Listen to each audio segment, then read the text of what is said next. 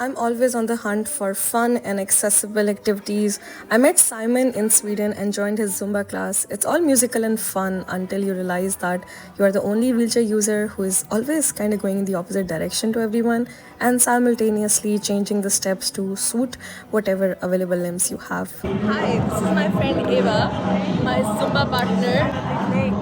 That's okay. Thank you. Thank you. Today we're recording. Oh, I love you. Today we're recording a podcast with Simon, and I'm celebrating everything that I've got in the Zumba class, and Eva has to be one of them. Well, it's been fun, and I have kept coming back because even if I'm the odd one out, I still feel welcome and included. The class has given me fitness goals and friends, and to celebrate inclusion, I sat down with Simon to know more about his musical career, his dog, his family, and his dad, who was a successful percussionist himself, Marcos Monserrat. And Simon is following the legacy. Hi Simon, thank you so much for your time today. I have a couple of questions lined up for you. First of all, please walk me through your childhood and early days. What were they like and what were you always interested in? Always been interested in nature and animals and music.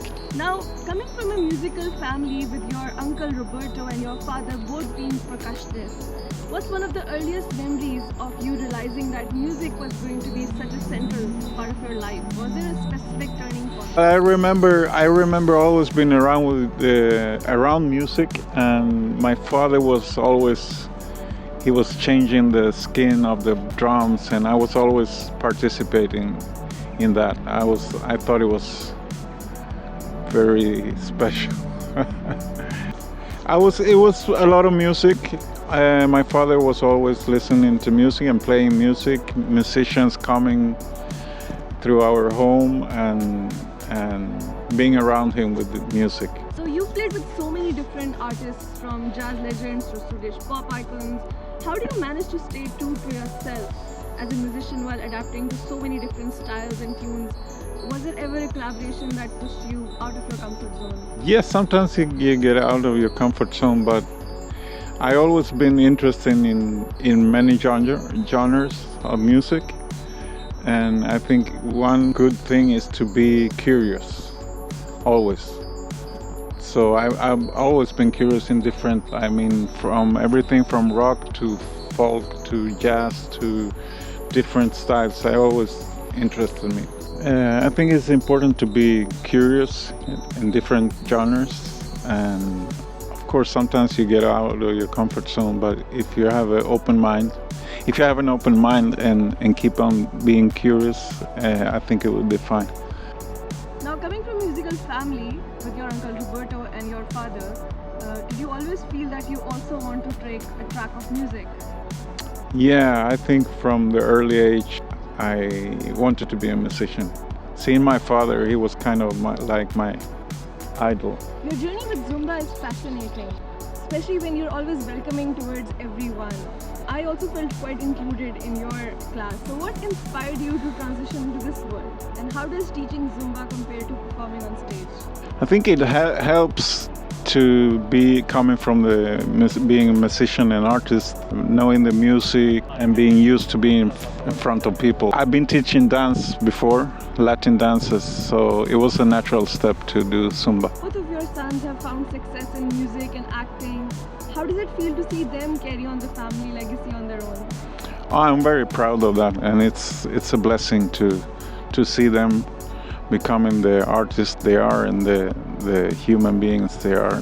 They're just great. Living in Sweden for so much of your life, how has your Venezuelan heritage stayed with you? Do you ever feel conflict between those two identities, or have they blended into something new? I think everyone that moves and are part of different culture, they become something unique, special blend. But I think my father gave me a good injection of the Venezuelan culture, being a musician, and so I just keep it, he lives inside with me. So looking back, what has been your most difficult part of the journey? I think it's since I've been doing this so long, I think sometimes it's hard to stay as hungry as when you started.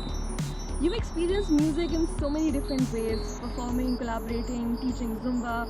How has your understanding of music evolved over the years? And what does music mean to you today compared to when you started? That's a multi-dimensional question. Right. It's so much part of me, part of my life. It's just interludes in everything I do, and I think you can never stop learning in music. So it's an ongoing journey. What is beauty, Simon? Beauty is the nature. What is love? Love is universe, God. What is fear? Fear is being alone, not be part of something bigger. So, what motivates you? Motivates me, my children, my dog, my family. What is your favorite food? I have to say rice and beans and some fish with that. One advice you will give to your younger self? Everything's gonna be okay. One advice you will give to me? I don't know what kind of advice I can do. You're such a good path on your good path now. So you inspire me. I can't give you any advice. It's gonna be all right for you too. Thank you. Yeah. And that was it. That was Yeah. a quick All right. interview with you.